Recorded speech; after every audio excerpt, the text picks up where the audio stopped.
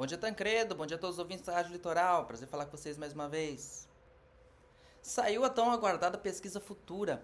Pesquisa Futura é um instituto do Espírito Santo que faz parte de um fundo de um banco de investimentos chamado Apex, que não é a Apex aquela vinculada ao Ministério de Relações Exteriores, aquela Câmara de Negócios, mas é um banco de investimentos que tem uma pesquisa e usa para isso para entender cenários políticos e empresariais. Ela não pesquisa só questões eleitorais. E 2 anos atrás, nas eleições municipais, eles, a partir de uma constatação de que as 100 maiores cidades do Brasil decidem os rumos da eleição presidencial, foi o que aconteceu em 2022.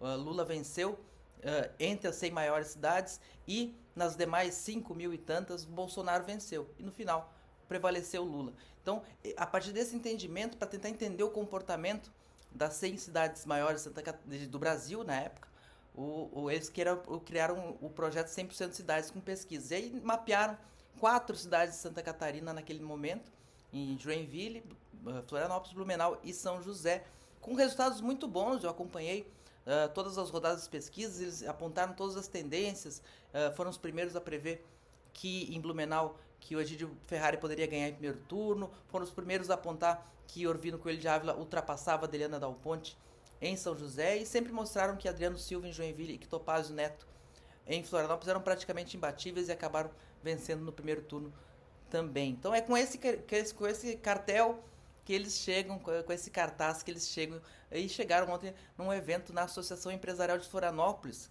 que recebeu o diretor do Instituto, José Luiz Orrinco, com uma apresentação. Não foi simplesmente jogar a pesquisa, ele abriu a pesquisa, detalhou ponto por ponto como é que era região por região, a metodologia. Foi bem interessante, foi uma explicação para quem gosta de pesquisa muito interessante, mas eu não vou detalhar os números estão aí, estão por aí, mas as percepções.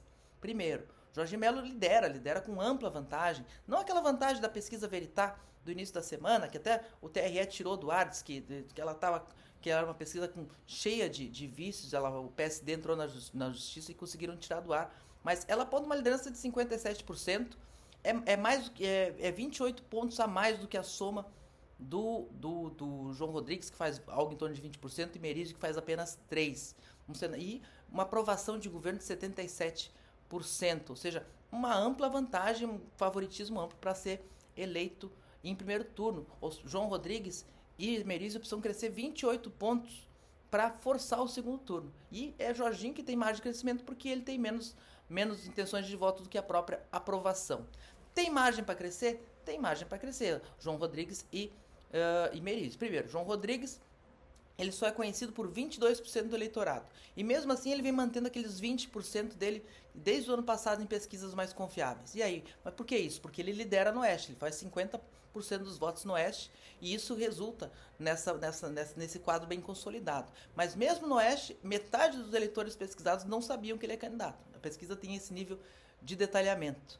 Então ele tem margem para crescer e vai ter tempo, porque a coligação futura com MDB, União Brasil e Progressistas vai dar muita visibilidade para ele. Ele vai ter talvez até mais espaço de propaganda política do que o próprio Jorginho Melo.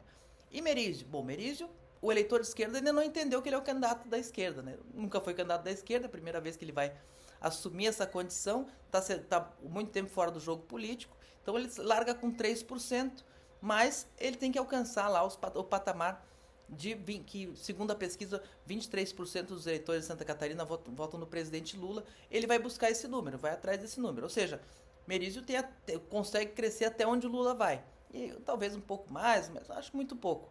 Então ele tem margem para crescer. Então parte desses 28 podem vir aí do Merizio atrelando-se à esquerda e do João Rodrigues se apresentando. Claro que o Jorginho Melo vai também se aproveitar da ampla aprovação e é amplo favorito. Mas tem margem para jogar. Agora, o Senado, essa pesquisa do Senado é mais interessante, porque ela mostra um novo cenário. Spiridion Amin lidera o primeiro e o segundo voto, o que dá a ele uma ampla vantagem na liderança dessa pesquisa, na soma dos dois votos. E aí o que acontece? Vem Carlos Bolsonaro em segundo e logo atrás a Carol Detone. Ou seja, o que antes era uma questão assim, será que o Amin consegue entrar na briga dos dois candidatos do PL? Virou uma briga interna do próprio PL. Quem vai ser o candidato? E aí vai ser bastante interessante observar. Um dos pontos que a pesquisa destacou, que me chamou muita atenção, é quando vê os votos do Carlos Bolsonaro e vê para onde estão indo o segundo voto dele, pelos eleitores entrevistados, tá indo mais para mim do que para Carol Detone. Já os votos da Carol Detone está equilibrado, é praticamente o mesmo patamar. Metade vai pro Amin, a outra metade vai pro Carlos metade vai pro Amin, a metade vai pro Carlos Bolsonaro.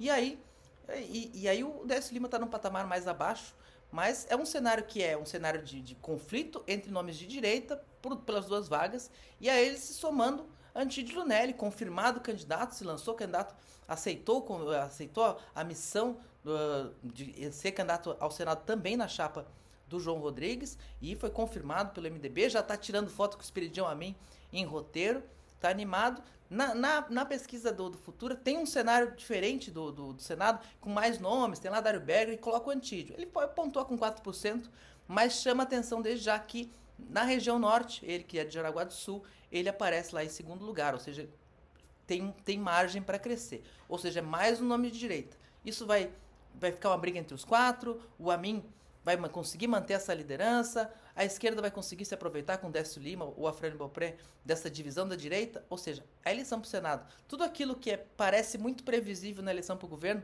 a eleição do Senado está bastante imprevisível e eu vou continuar acompanhando para vocês.